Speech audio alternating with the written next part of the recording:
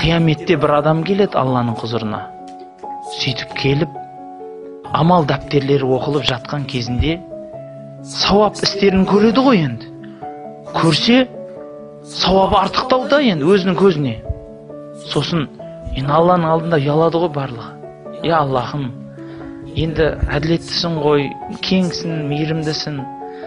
Енді мына сауап істер енді мен жасамадым енді, артықтау болып кетіпті. Мыналар енді, мынадан көбірек жазылып жіберіпті. Дегенде Алланың жауабын қараңызшы.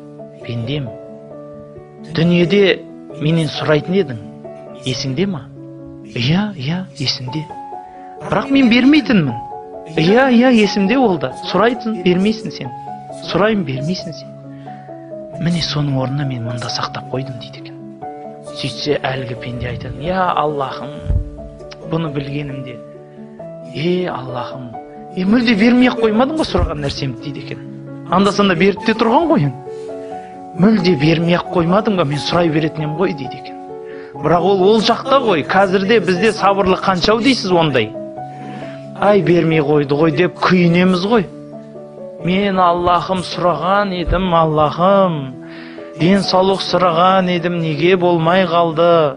Ананы сұраған едім, неге болмай қалды дейміз.